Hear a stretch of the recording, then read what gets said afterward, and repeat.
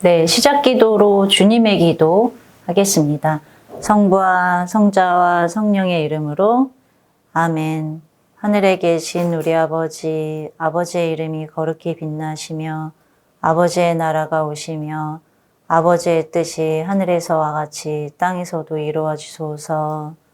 오늘 저희에게 일용할 양식을 주시고 저희에게 잘못한 일을 저희가 용서하오니 저희 죄를 용서하시고 저희를 유혹에 빠지지 않게 하시고 악에서 구하소서. 아멘. 성부와 성자와 성령의 이름으로 아멘. 안녕하세요. 몸신학 겨울 특강 세 번째 시간 박경진입니다. 네, 벌써 세 번째 시간이죠. 앞전에 성에 대한 이야기들, 그리고 자기 점검에 대한 것, 그리고 사춘기의 특성, 아이들이 어떤 일상에서 어떤 생각과 말과 행동을 하는지에 대한 이야기들을 같이 나누어 봤습니다. 네, 이번 시간에는 좀 더 실질적인 이야기들을 전달을 좀 해드리려고 합니다. 그래서 미디어에서 아이들이 어떤 것들을 좀 보는지, 그리고 그 미디어에서 보는 것들이 굉장히 다양한데 어떤 것들을 접하고 어떤 내용들이 있고 그것들을 우리가 좀 어떤 내용적인 부분에 있어서 좀 더 가까이 들여다 보려고 합니다. 그리고 이게 일상에서 아이들이 되게 쉽게 접할 수밖에 없는 문화들에 대해서도 같이 이야기 드리도록 하겠습니다. 지금 아이들이 미디어에 굉장히 익숙하죠. 손에는 스마트폰이 다 들려져 있고, 그리고 집에 들어오고, 눈을 뜨고, 이런 순간순간 다 미디어를 통해서 무언가를 접하고 있는 것이 현실입니다. 이제 아이들만 그러느냐? 아니죠. 지금 이 강의를 듣고 계신 양육자분들도 이렇게 많은 미디어를 통해서 많은 정보들을 얻고 계실 건데요. 어떤 미디어를 아이들이 좀 접하고 있을까요? 그냥 대표적으로는 TV, 그쵸? TV에서 드라마, 광고, 뮤직비디오, 그리고 또 지금은 TV라고 제가 말씀드렸지만, 아이들이 TV를 잘 보지 않아요. 어떤 걸 볼까요? 그쵸? 내 손 안에 있는 아주 좋은 나의 친구가 있잖아요. 그래서 스마트폰을 통해서 웹툰을 보기도 하고, 그리고 대표적으로 너튜브에서 영상을 통해서 필요한 정보들을 찾아서 이들이 아주 손쉽게 또 너무 편리하게 보고 있습니다. 저만 해도 뭔가 영상을 통해서 정보를 습득하는 게 저만 해도 조금 어색하거든요. 그래서 요리를 한다. 그러면 아직도 글로 된 것들을 책까지는 아니지만 블로그를 통해서 글자로 제가 그렇게 습득하는 게 편하다고 하면 지금의 아이들은 영상을 통해서 모든 걸 다 접하고 있어요. 궁금하면 이제 너튜브를 통해서 다 검색을 하고 있으니까 얼마나 또 깊숙이 일상에서 아이들한테 이 미디어가 들어와 있는지를 좀 볼 수가 있겠습니다. 근데 이제 웹툰이다 영상에서만 그치는 게 아니라 또 굉장히 많이 하는 것 중에 하나가 게임. 네, 게임과 SNS를 통해서 정말 많은 정보들을 접하고 있습니다. 이제 SNS라고 하면, 그러니까 쉽게 얘기하면 페이스북이나 인스타, 소통을 할 수 있는 모든, 그쵸? 친구들, 그리고 트위터도 그렇고, 그런 곳에서 쇼컷 영상이라 그래서 굉장히 짧은 영상을 통해서, 아이들이 영상들을 접하고 있는데요. 초등학생 같은 경우에는 이제 틱톡이라고 하는 어플을 통해서 본인이 보기도 하지만 직접 참여해서 자신이 찍은 영상들을 아주 짧은 영상들을 찍어서 또 올리기도 하고요. 그리고 그걸 통해서 그 안에서 다양한 친구들, 다양한 관계들을 또 맺고 있는 것을 볼 수가 있습니다.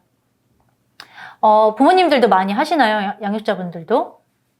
제가 보니까 많이 하시는 것 같아요. 그것들이 여러분들한테 되게 자연스럽고 익숙해진 일상들이 또 되었고, 어떻게 보면 어떤 삶의 무료함을 좀 달래주는, 또 코로나로 인해서 더 오프라인에서 관계를 이렇게 막 형성하기가 또 쉽지 않으셨잖아요. 그래서 온라인 안에서 또 즐거움도 주고, 또 그 안에서 관계를 또 확장할 수 있는 또 의미 있는 부분들도 있었다는 생각이 듭니다. 자, 근데 아이들이 가장 먼저 접하는 미디어가 어떤 미디어들이 좀 있을까? 아주 어린 아이들도 이제는 이렇게 어디 식당에 가거나 집에서도 그렇고 그냥 패드를 쥐어주고 폰을 주면서 영상을 틀어주는 게 너무나도 자연스러워요. 만화 영화이든 아니면 뭐 예능과 관련된 그런 영상이든 그래서 그걸 통해서 아이들이 처음에는 TV든 일상에 보여지는 영상을 통해서 아주 자연스럽게 미디어를 접하게 됩니다. 재밌는 것들도 많고 또 그 안에서 또 시사적인 것들도 많이 있고 근데 이제 아무래도 어린아이들은 집중력 자체가 이렇게 길지 않아요. 그래서 아이들이 쇼컷 영상, 아주 짧은 영상에 더 몰입하는 것도 유튜브에서 보여지는 20분 영상 이런 것들을 보면서 기다리고 그걸 끝까지 막 하는 것들이 쉽지가 않은 거죠. 그래서 굉장히 짧아요. 유튜브도 그리고 SNS에서 보여지는 영상들도 한번 보시면 좋을 것 같아요. 네, 직접 해보시면 와, 이 짧은 영상들을 아이들이 많이 보는구나. 여기에는 그 짧기 때문에 아주 많은 내용을 담을 수가 없잖아요. 그래서 그 순간에 아주 강력한 거를 담아야지 조회수가 올라가고 다른 사람들로부터 내가 관심을 받게 되는 거죠. 그래서 되게 짧아요. 진짜 짧은 거는 3초, 5초, 조금 긴 거는 3분, 5분 이렇게 해서 그래서 그 짧은 쇼컷 영상 안에서도 욕하는 거, 폭력을 드러내는 거, 남을 굉장히 폭력으로 대하면서 하는 것들이 영상들이 굉장히 많이 있고요. 조금 좀 더 깊이 들어가 보면 초등학교 고학년 중학생들, 특히 여학생들이 웹툰을 굉장히 많이 보는데 웹툰에 등장하는 인물들의 관계가는 정상적이지 않은 그 안에서 좀 더 성적인 관계를 맺게 될 경우에는 그걸 가족을 소재로 한다던가 같은 동성끼리 그리고 그 안에서 우리가 비상식적으로 교사나 제자와의 관계를 성적인 관계로 다룬다던가 하는 소재들이 굉장히 많이 있고 저희가 뭐 하나하나 뭐 다 이렇게 말씀드릴 수는 없지만 그런 소재 자체가 아주 자극적이어야지 사람들로부터 관심을 받고 조회수가 올라가고 돈을 번다라고 하는 그런 부분들이 아주 많이 자리를 잡고 있습니다. 그러니까 이렇게 드러내는 방식이 건강하지 않은 거죠. 건강하지 않은 거를 처음에 백지 상태에 있는 아이들이 받아들이기 시작하면 옳은 거에 대한 게 이제 바탕이 되어 있지 못한 상태에서 옳지 않은 것, 건강하지 않은 것들이 먼저 들어와 버리니까 아이들이 혼란스러울 틈도 없이 그걸 아주 당연한 것처럼 받아들이게 되는 그런 현상들이 생기게 됩니다. 그러면 아까 말씀드렸던 것 중에 SNS를 제가 말씀을 잠깐 드렸어요. 아이들은 SNS를 통해서 어떤 소통을 하고 있는지, 우선은, 양육자분들 혹시 하고 계신가요? SNS? 네, 하고 계신 분들 꽤 많이 있으실 것 같아요. 저 같은 경우에는 제가 그걸 막 즐겨서 하는 타입은 아닌데 저는 이제 해야 하니까 하고 있습니다. 그래서 가입을 해놓고 친구를 맺고 그래서 쭉 어떤 글들이 올라오는지는 제가 하루에 한 번씩 쭉 보곤 하는데요. 뭐 페이스북, 인스타, 트위터, 네, 다 뭐 틱톡도 그렇고 이제 그런 것들을 이렇게 쭉 보면서 아이들이 이런 것들을 올리는구나. 요즘에는 이런 것들을 관심이 많이 갖고 있구나 하는 것들을 좀 보기도 하고요. 일부러 제가 성과 관련된 것들을 검색을 해서 또 일부러 보기도 하고, 그러니까 그런 것들을 한번 해보는 입장에서 이렇게 보면, 저는 그냥 검색만으로도, 이렇게 성에 대한 것들을 검색하는 것만으로도 굉장히 자극적인 것들이 뜨는데, 아이들은 실은 그런 것들에 대한 어떤 영역들이 훨씬 더 넓어서 더 많은 것들을 보고 받아들이고 있다는 거죠. 성인 인증 절차 없이 누구나 다 볼 수 있다라고 하는 점이 그게 가장 큰 문제이고요. 유튜브에서도 막아놓기는 했어요. 근데 유튜브를 보는 거에 아이들이 유튜브에서만 보는 거에 그치는 게 아니라 이제 유튜브를 보고서 그 밑에 이렇게 달려있는 댓글들 안에서 있는 링크된 주소를 클릭해서 들어간다던가, 그럼 거의 트위터나 이제 인스타, 페이스북으로 연결돼서 거기서 보게 된다던가, 그러면 이제 내가 그 영상과 사진들, 그냥 여성의, 남성의 나치 사진이 그냥 다 드러나 있는 영상, 사진들이 굉장히 많이 올라와 있는데, 그게 그냥 아이들한테 다 노출이 되는 거죠. 그러면 이제 들어가서 이제 보게 되면, 사진을 보는 거에만 그치는 게 아니라, 그거와 관련돼서 그걸 댓글을 단다던가, 그리고 그런 커뮤니티에 모여서 사람들과 대화를 한다던가, 성적인 대화들도 굉장히 많이 포함이 되고요. 그리고 그런 부분들에 있어서 내가 보는 거에만 그치지 않고 내 사진을 올리는 그런 일들이 굉장히 많이 일어나고 있습니다.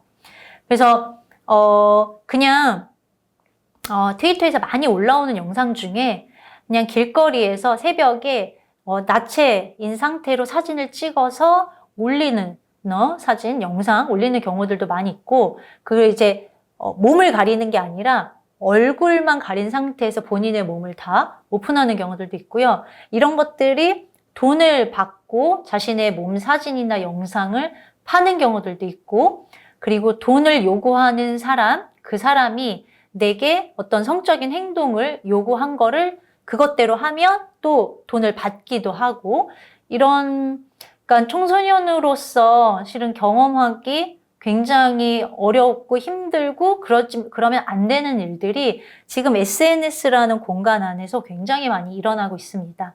특히 페이스북에 페이스북 메시지, 페메라는 메시지나, 그리고 트위터에서 DM 쪽지를 통해서 아이들이 대화를 하곤 하는데, 우리는 보통 아는 사람이랑 대화를 하잖아요.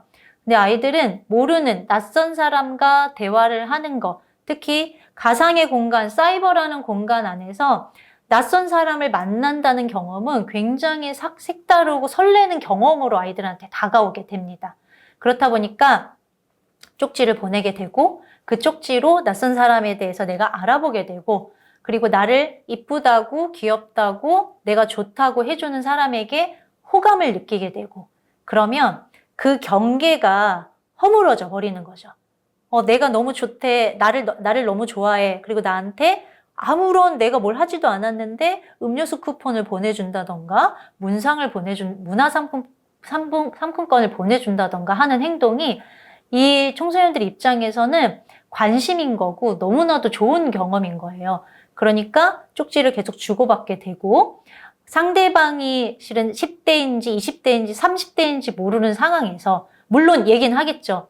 30대인데 실은 나 20대 대학생이야 라고 이야기를 할 수 있겠죠. 근데 그런 닉네임을 쓰거나 자신의 나이를 속여서 하거나 이런 부분들이 아주 빈번하기 때문에 그 대상과 그렇게 대화를 계속 하다가 자신의 나체 사진, 그리고 어떤 자위하는 부분들, 그리고 본인이 상대가 시키는 어떤 성적인 행동들을 직접 촬영해서 보낸다던가, 이런 부분들이 빈번하게 발생하고 있는 것을 볼 수가 있습니다. 또 최근에는 청소년들로부터 들었던 정보들인데, 제가 막 먼저 안다기보단 아이들이 먼저 알려줘서 제가 알게 되는, 뒤늦게 제가 그걸 공부하게 되는 경우들이 종종 있는데, BDSM이라고 해서 자신의 성적인 취향을 테스트하는 그런 마치 MBTI 성격 검사를 테스트를 하는 것처럼 자신의 성적인 취향을 테스트하는 BDSM을 통해서 아이들이 자신의 성적인 취향을 체킹하는 거예요. 그러면 거기에는 굉장히 우리가 음란물에서 볼 법한 그런 행동들을 드러낸 질문들이 굉장히 많고, 내가 누군가로부터 희생당하고 학대당하고 이런 것들을 되게 좋아하는 사람이야 라고 하는, 그래서 피학이든 맞는 거든 가학이든 이런 성적인 취향을 굉장히 자극적인 것들로 정리를 해서 아이들이 그걸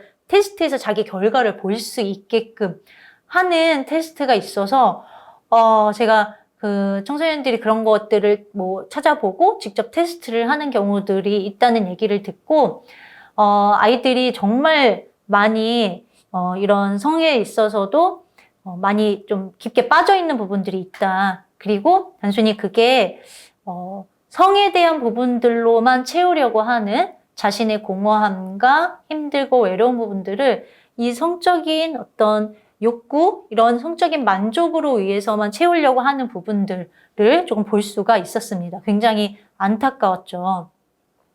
그래서 그런 단계들이지만 뭐 드라마, 광고, 웹툰, 뭐 그냥 소설일 수도 있고요. 그런 걸 통해서 성적인 거에 대한 더 높은 강도 있는 것들, 더 높은 강도들, 더 폭력적이고 자극적인 것들을 아이들이 이렇게 담다 보면, 흡수하다 보면 결국은 더 약하게 내려가지는 않거든요. 더 강한 자극들을 찾게 되고 거기에 더 호기심을 느껴서 더 가까이 가게 되죠. 그래서 최종적으로 오는 그곳이 이제 음란물이에요, 음란물. 이게 이제 구분이 좀 필요한데, 음란물은 직접적으로 성행위를 하고 생식기가 드러나는데 이제 모자이크 처리된 것들이 이제 음란물 안에서 볼 수가 있고, 뭐 포르노라고 영어로 표현했을 때 포르노라고도 표현을 하는데, 실은 이 음란물 자체에는 우리가 뭐 딱 정해져 있죠. 어떤 성적인 부분들, 웹사이트 안에서 성적인 부분들을 이제 드러내는 거. 그게 단순히 글, 사진, 뭐 이런 거 아니라 영상, 이런 거를 다 포함을 하는 거예요. 그래서 그런 것들을 아이들이 음란물 안에서 좀 접하게 되는데, 이 음란물이 결국은 그 마지막 종착지가 되어 버리는 거죠. 그리고 그 음란물 안에서만 멈추는 게 아니라 실은 더 강하고, 성착취물, 그리고 아이들이 몰래카메라라고 이야기하는 불법 성착취물 일가, 그리고 몰래카메라라고 얘기하는 것들까지도 아이들이 이제 접하게 되면서 굉장히 깊이들이, 아주 자극적인 것들이 이제 많이 이제 아이들 안에 들어올 수밖에 없는 구조가 됩니다. 그러면 SNS 통해서 이런 것들을 애들이 계속 하고 있고, 그리고 이런 것들 안에서 우리가 상상한 것 그 이상으로 되게 굉장히 많은 영역들이 이제 있어요. 저도 뭐 다 알지는 못하지만 이런 이 메타버스라고 하는 것들이 등장하면서 아이들이 하는 게임의 가상의 공간에서 게임의 세상, 뭐 로블록스 아까 지난번에 말씀드렸지만 로블록스에 대한 부분들, 그리고 제페토라고 하는 가상 공간 안에서 학교도 가고 수영장도 가고 뭐 쇼핑도 하고 이런 부분들까지도 아이들은 지금 온라인 가상의 공간에서 본인들이 더 많은 시간들을 보내고 있는 것이 현실입니다. 코로나 이후에 아이들이 더 많이 빠졌죠. 빠질 수밖에 없는 거고. 그리고 이게 줌을 사용하거나 이런 것도 처음에 굉장히 좀 어색하고 힘들었었는데 지금은 아주 자연스럽게 사용하는 것처럼 아이들이 그 메타버스라고 하는 가상의 공간에 빠져서 노예놀이, 그리고 비밀놀이, 이런 놀이라는 이름으로 야한 놀이, 그런 주제를 모티브로, 그 주제를 중심으로 해서 아이들이 모이게 되는 거죠. 그리고 이거를 알고도 가지만 모르고서 그곳에 빠지는 경우들도 너무나도 많아요. 그래서 가상의 공간에서 나만의 아바타로 놀고 있었는데 누군가가 와서 무릎에 앉고 자기한테 굉장히 성적으로 수치감을 느끼는 언어, 행동들을 했다던가, 이걸 아바타지만 실은 그냥 단순히 그냥 게임의 어떤 캐릭터가 아니라 나의 또 다른 나가 저 아바타로 존재하는 건데, 그 아바타가 굉장히 수치심을 느끼고 그 안에서 이제 성추행을 당하고 이런 부분들이 아이들한테, 청소년들한테는 굉장히 큰 충격 중에 하나이다. 그러면서 이제 가상의 공간으로 점점 들어가는 청소년들의 문화는 편한 거, 훨씬 더 자극적인 거, 어떻게 보면 어른들의 문화의 일부를 가지고 와서 아이들이 자기들 문화 안에 이런 것들을 이제 넣고 있는 거죠. 그래서 그런 메타버스까지 쭉 가서 그렇게 음란물까지 가는데, 이 음란물은 그렇게 뭐 되게 음탕하다, 난잡하다, 뭐 이런 표현들을 써요. 실은 국어사전에서 정의 내린 바로는. 네, 이런 음란물 안에서 아이들이 스스로 찾아보는 것보다 친구들이 링크 주소를 보내준다던가, 숙제를 하다가 유튜브든 어디든 내가 그 광고를 본다던가 아주 쉽게 접할 수밖에 없는 구조예요. 그리고 보통 가정에서 같은 한 노트북으로 공유를 이제 하시게 되면 로그인을 뭐 40대, 50대 이제 부모님이나 양육자분이 로그인을 한 상태에서 아이들이 같은 노트북으로 유튜브를 본다면 광고가 또 굉장히 또 문제가 돼요. 그래서 40대 남성에게 맞춘 광고가 나올 거고 60대 뭐 50대 여성에게 맞춘 광고가 나올 거고 그러면 성적인 부분들을 다룬 성적인 부분들의 내용을 담은 광고가 뭐 굉장히 많아요. 뭐 약광고도 있고 굉장히 야한 옷을 입고 나온 사람이 어떤 물건을 이제 설명하면서 판매하기도 하고 이런 것들이 아이들한테는 준비되지 않은 상태에서 마치 홍수처럼 어마어마하게 막 쏟아져 나오는 그런 경험들을 아이들이 하게 됩니다. 그래서 내 의지와 상관없이 시작하게 됐어도 이제 계속 보게 되는 거죠. 이게 호기심도 생기지만 뭐지? 이렇게 해서 자극적인 것들 조금만 더 이렇게 돼서 계속 보게 되고 그만두기 어려운 경험들을 하게 됩니다. 아이들이 실제로 그렇게 이야기하기도 하고요. 그만 보고 싶은데 선생님 계속 보게 돼요. 제가 왜 그런지 모르겠어요에 대한 고민들도 같이 이야기를 하게 되죠.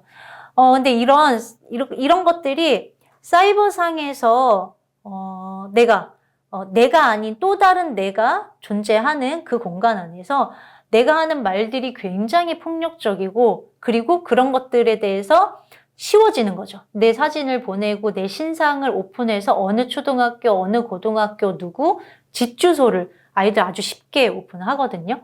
그래서 그런 것들에 대해서 되게 쉬워지고 다른 사람의 사진을 노출된 나체의 사진을 내가 본다던가 불법 촬영물들을 내가 본다던가 성착취물을 본다던가 하는 것들이 그냥 자연스럽게 이루어지는 그 단계까지 올라오게 됩니다. 일산에 3, 4학년 초등학생을 대상으로 사이버 공간에서 내가 사진을 보낸 적이 있느냐 그리고 사진을 받은 적이 있느냐라고 하는 질문에 지금 보낸 적이 있느냐는 질문에 한 16% 정도 그리고 받은 적이 있느냐는 질문에는 거의 20% 가까이가 다른 사람의 사진, 노출된 사진을 아이들이 봤다는 거죠. 근데 초등학교 3, 4학년이에요. 굉장히 어린 아이들이고 내가 보낼 때도 아무 생각 없이 뭔가 협박을 받는 느낌? 너희 엄마한테 이럴 거야. 그리고 너 되게 이쁘다. 그래서 아동 그루밍, 이게 성적인 부분에 있어서는 그루밍이 되게 중요한데 처음부터 협박하고 압박해서 하는 것보다 친밀한 관계를 유지해서 거절하기 힘들게 만드는 그런 부분들을 아동들한테 굉장히 많이 사용을 하고 있었습니다. 그래서 이제 이런 통계들이 이렇게 좀 뭐 여성가족부도 나오고 학교마다 나오고 그리고 유해환경과 관련된 매체 실태조사 이런 것들도 하면 하나 확실한 건 뭐냐면 매년 늘어나고 있다는 거예요.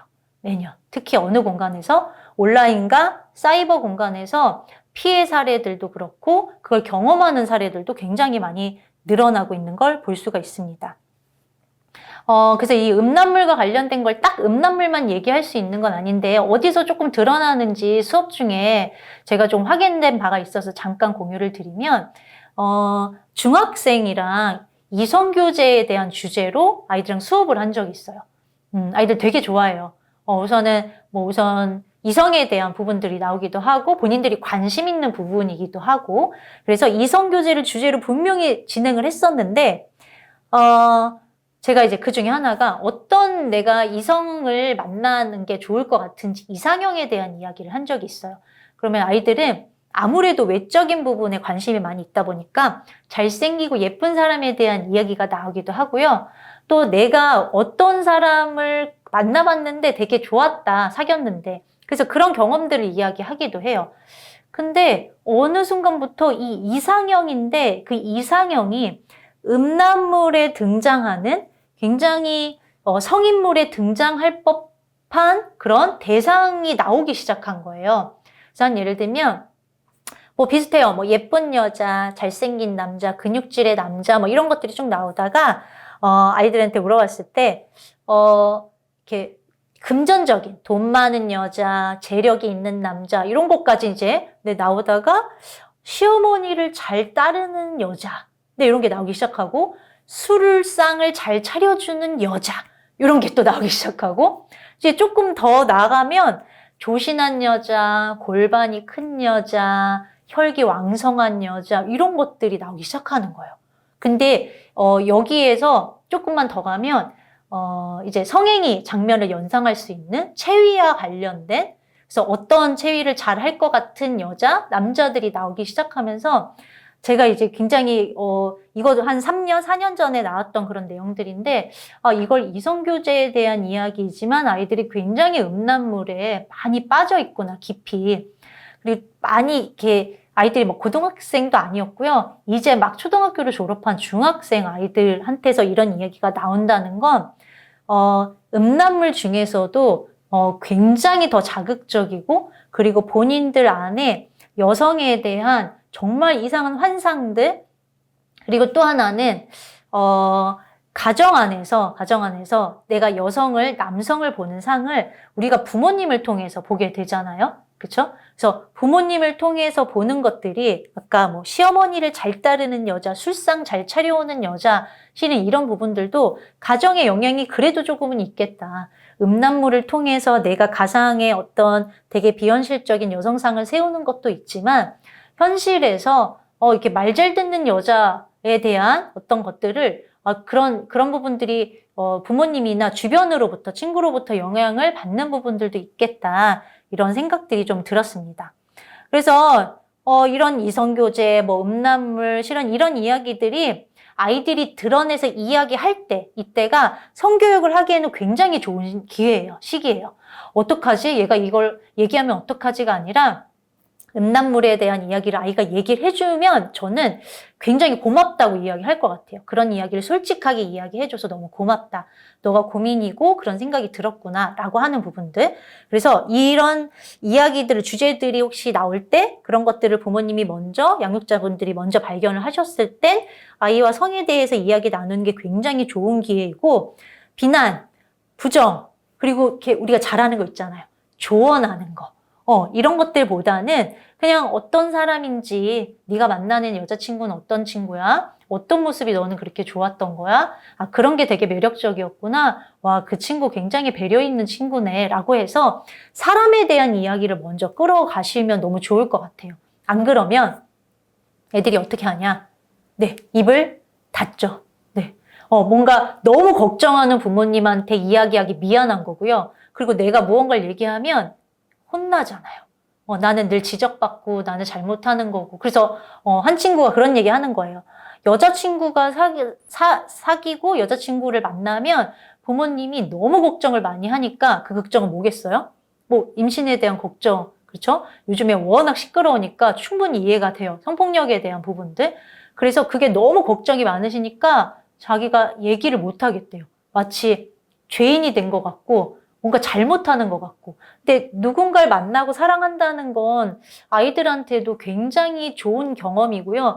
되게 성숙해질 수 있는, 누군가를 통해서 내가 한 발 더 커나갈 수 있는 아주 좋은 기회인 건데, 그거를 그 불안하고 걱정되는 마음들도 갖고 계시지만 다른 더 좋은 부분들을 좀 갖고 부각시켜 주시면 어떨까라는 생각이 듭니다. 네, 이거는 저 또한 좀 고민되는 부분이에요. 자녀를 갖고 있는 부모님이라면 딱 원칙대로 그래, 이렇게 부모 교육에서 이렇게 하라고 했지 라고 해서 그렇게 하기가 쉽지가 않아요.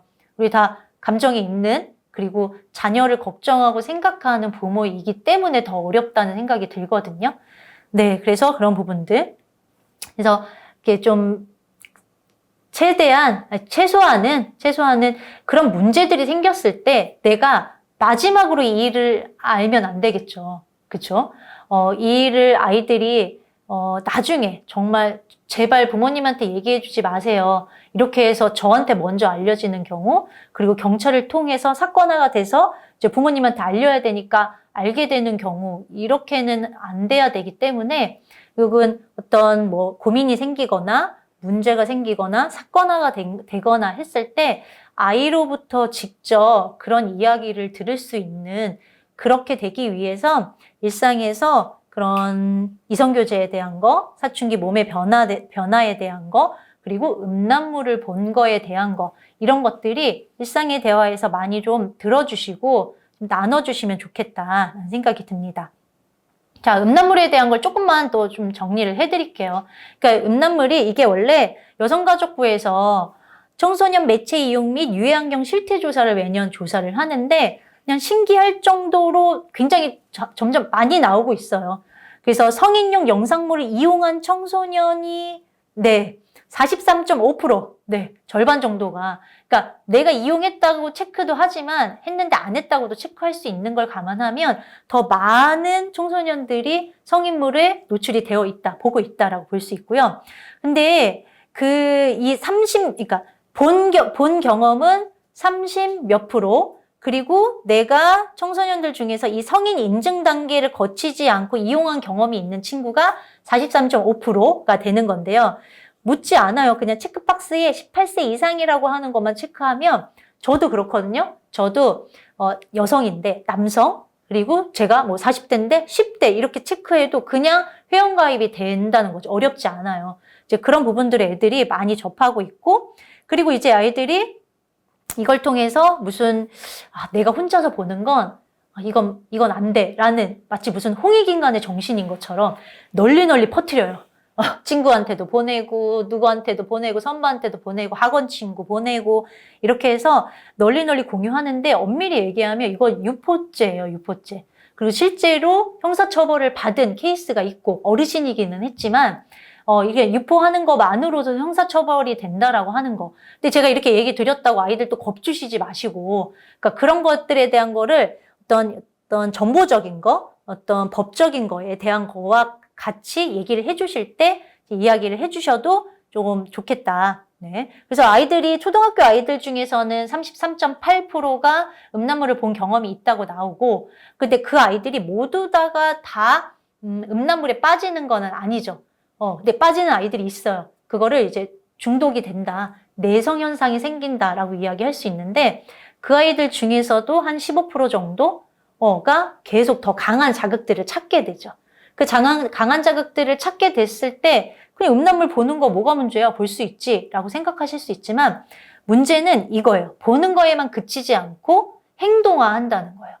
직접 행동화한다는 건 내가 타인을 가학하고 성폭력을 할 수 있는, 그리고 내가 마치 타인을 마음대로 다뤄도 되는 어떤 도구인 것처럼 내가 말하고 행동하게 되는 그런 부분들을 볼 수가 있습니다. 그래서 문화처럼 자리 잡혀 있기는 하지만 전 그래도 희망이 있는 건 아이들이 그걸 인지하고 있어요. 이건 아니지. 이렇게 하는 건 좀 아니지 않아? 라고 하는 생각들을요. 제가 그 생각을 어떻게 하게 됐냐면 애들이 음란물에 대한 수업을 하다가 음란물에서 본 것들을 쭉 쓰라고 해요. 제가 여기도 이렇게 자료들을 좀 갖고 왔는데 아이들한테 음란물에서 너희는 무엇을 봤어? 이러면 너무 선정적이어서 제가 다 읽어드릴 순 없지만 굉장히 다양한 성행위들이 많이 나와요.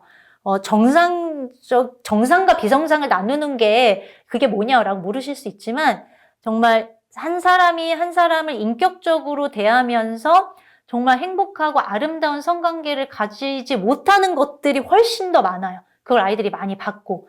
근데 이렇게 자기들이 작성을 하면서도 아이들이 이건 아니지 않아요, 선생님? 여자 3명이랑 남자 하나는 그건 아니죠? 이런 얘기들을 하는 거죠. 그래서 그 음란물 안에서 보여지는 것들이 이 아이들한테 너무나도 그냥 자극적인 걸로만 아이들한테 들어가니까 아이들도 혼란스러움을 느끼고요. 진짜 되게 고민하는 아이들이 분명히 있다는 거죠. 그래서 폭력적이고 자극적이고 비인격적인 걸 담은 이 음란물에 대한 문제들인 거고요. 그리고 마치 이거를 진짜라고 믿어버리는, 이렇게 하면 남자들은, 이렇게 하면 여자들은 되게 좋아해. 이렇게 하는 것들이 마치 진짜인 것처럼 믿어버리는. 다른 사람을 고통스럽게 하는 게 저를 즐겁게 하지 않잖아요. 근데 고통스러운 것들이 고통스러워하면서 내가 즐거워하는 게 마치 당연한 것처럼 그렇게 인식되어 버리는 그런 부분들이 가장 큰 문제이자 또 저도 걱정하는 부분인 거죠. 그래서 이렇게 일상 속에서 아이들이 되게 쉽게 성문화를 접하게 되고요. 쉽게 접한다는 건 좋은 점으로 보면 문제들을 좀 예방하고, 그러니까 내가 임신으로부터 안전하기 위해서 내가 콘돔을 살 거야. 그래서 언제 어디서든 살 수 있게끔 지금 편의점, 약국에서 다 구매를 할 수가 있잖아요. 근데 장점만 있는 건 아니에요. 쉽게 구매를 할 수 있다는 건 내가 쉽게 선택을 할 수 있다는 거고요. 성적으로 내가 행동하는 것들도 책임에 대한 부분들은 확 줄어들고 내가 그것들을 쉽게 선택할 수 있다라고 하는 거죠. 근데 성은 나 혼자만의 문제가 아니고 누군가의 관계인 거고요. 그리고 그 관계 안에서 또 다른 생명이라고 하는 그런 부분들까지도 생각을 해야 하기 때문에 쉽게 결정해서도 안 되고 그렇게 할 수 있는 부분이 절대 아니에요. 근데 지금 그런 문화예요. 대표적으로 또 하나의 예를 들면 편의점에서 삼각김밥을 팔죠. 삼각김밥. 저도 가끔 막 급할 때는 사서 먹고 하는데 그 삼각김밥 중에 참치 마요라는 게 있어요. 네. 뭐 아이들도 되게 좋아하고요. 그래서 근데 참치 마요와 똑같은 케이스를 한 겉에 이제 상표가 참지 마요. 네, 참지 마세요라고 하는 문구로 콘돔을 팔고 있는 거죠. 뭐 무슨 비타민을 뭐 이렇게 포장지가 비타민 포장지처럼 되어 있는 것들도 있고 무슨 초콜릿 포장지처럼 되어 있는 것도 있고 그래서 아이들이 그것을 구매하는 데 있어서 별로 어렵지 않은 아주 쉬운 선택이 되고요. 그리고 쉬운 선택이 됐다는 건 쉽게 행동하는 게 되는 거고 성관계를 하는 파트너를 내가 내 감정, 내 사랑 그리고 내가 가지고 있는 어떤 책임에 대한 부분 전혀 없이 그냥 성적인 욕구만 해소하고 풀어버리면 되는 그러면 콘돔만 확실하게 하면 문제될 게 없잖아 라고 생각하는 그래서 그게 피해자가 여성이든 남성이든 물론 여성의 피해자가 훨씬 더 많긴 하지만 그 피해자의 영혼을 아주 말라버리게 하는 그런 부분들이 이제 일상에서 결과로 이제 많이 일어나고 있고 그걸로 인해서 청소년들이 힘들어하고 있는 케이스들이 이제 있습니다. 자, 오늘 이런 뭐 성문화에 대한 부분까지 좀 이야기를 했는데 좀 마음이 불편하고 또 약간 놀라신 분들도 계시고 또 반면에 다 알고 있었다. 저거 내가 다 SNS를 통해서 이렇게 아이들이 하는 거 알고 있었다 생각하시는 분들도 계실 것 같아요. 근데 이 강에서도 말씀드렸다시피 그냥 이런 애들이 왜 이러는 거야? 뭐야 얘네들 이게 아니라 이런 아이들이 그렇게 사회 구조적으로 그렇게 이걸 접할 수밖에 없는 구조인 거고 어떻게 보면 아이들이 피해자인 거예요. 피해자인 이 아이들을 우리가 조금 더 가까이에서 미디어의 음란물에 빠져있는 이 아이들을 좀 가까이에서 살피고 좀 볼 수 있는 시간이었고요. 그리고 그런 쉬운 선택, 아주 가벼운 선택에 대해서 양육자로서 아이들이 그래도 좀 한번 생각해 볼 수 있게 그래서 그런 부분들에 있어서 아이들의 생각은 충분히 수용을 하되 원칙에 대한 거 그리고 진짜 중요한 의미와 진실에 대한 것들을 이 대화 안에서 성교육 안에서 이야기를 나눠주시는 거 이게 아주 중요한 부분이라는 생각이 듭니다. 네, 오늘 미디어와 또 이제 음란물까지 정리를 해드렸는데요. 좀 또 좋은 시간이 되셨을 거라는 생각이 좀 듭니다. 또 제가 오늘 얘기 드린 것들 직접 한번 해보셔도 좋을 것 같아요. 직접 SNS 들어가서 가입도 해보시고, 네, 뭐 그런 영상물도 보시고 아이들이랑 나눌 수 있는 부분이 있다면 좀 한번 나눠보셔도 좋을 것 같습니다. 네, 자, 오늘 3강 강의 여기까지 하도록 하겠습니다. 감사합니다.